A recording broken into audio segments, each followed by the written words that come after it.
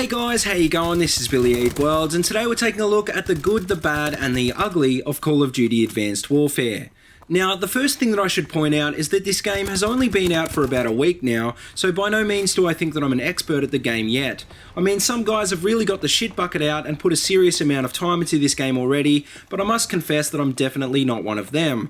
I have put a decent amount of time into Advanced Warfare though, so I do feel like I have a pretty decent idea of how this game works so far. Even so, just remember that this video is only based on my first impressions, so please take it with a grain of salt, and if I miss anything, then feel free to let me know in the comment section below. But anyway, to kick off, the first thing that I should point out is that I am enjoying the game so far. The single player seems a whole lot better than previous games, and I think the introduction of Crisis-style tech and Hollywood actors like Kevin Spacey was a great way to make the series seem fresh again.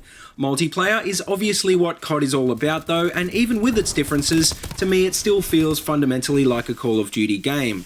Some people won't have an issue with this, but if you're sick of the COD formula, or if you just don't like this style of game to begin with, then don't go thinking Advanced Warfare is going to be a completely different game. When I say the COD formula, what I'm talking about is small maps, very fast gameplay, and a ridiculously short time to kill. You're likely to come across more action in Advanced Warfare than you would in a game like Battlefield 4, but the trade-off is that success is pretty much entirely dependent on reaction time and luck. Now, just because this style of gameplay is back in Advanced Warfare doesn't mean that it's following the traditional COD formula to a T. There's actually quite a few new features that have been added into this new installment.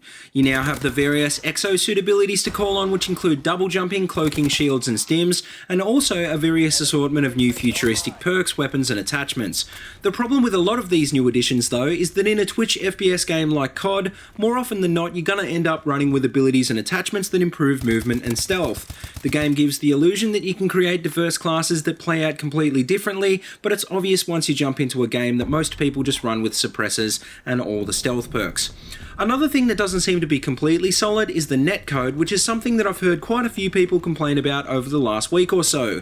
I mean, Call of Duty is all about fast kills, so a netcode death is much less obvious than it is in BF4, but after a while it becomes apparent that there is a problem, and it gets pretty annoying. Players with high ping have a clear advantage, which is pretty obvious at the end of the round, when more often than not they're at the top of the scoreboard. Also, you have literally no time in 90% of gunfights to react to taking damage, because nearly all of your deaths end up being 1 or 2 hit kills, despite the fact that you have to land considerably more shots on an enemy to kill them.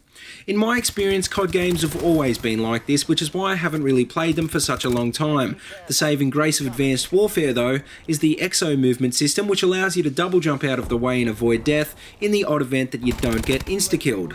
Now, exo movement isn't entirely without issues though, because it also allows campers to exploit rooftops as well as their regular head glitching objects and corners. Verticality adds another dimension to an FPS game, but as we've seen in countless other games over the past few years, there's a fine line between fun and frustrating, and Advanced Warfare is definitely no exception. Some maps end up playing out with one team holding the rooftops and the opposing team being slaughtered on the ground below. Sure, you can use your own exosuit abilities to retake these power positions, but if you're up against a coordinated, experienced team, then this is a lot easier said than done.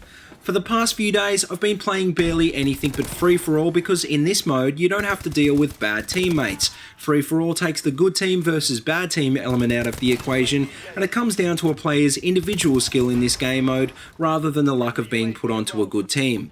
It is possible to find balanced lobbies in the team-based game modes, but more often than not, it ends up being a case of shit buckets versus noobs.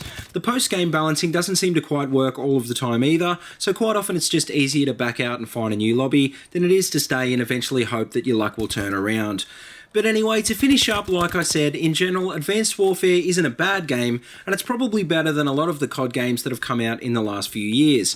I'm really enjoying the new features and the new maps so far, and I can see myself coming back to it every now and then on a casual basis. I really hope they tighten up the netcode a bit more though, and do something about the matchmaking sooner rather than later. Even with these issues though, Advanced Warfare is still pretty impressive considering the last few COD titles, and I'm just happy that I can finally recommend one to you guys. But anyway, that just about wraps up my first impressions, so let me know what you guys think of Advanced Warfare so far, and let me know how you think it stacks up against the last few COD games. As always, if you like what you see, please remember to like, comment and subscribe, and if you haven't already, please check out all my other videos. I've got them all linked in a playlist in the description below. But until next time, see you later, and have a good one.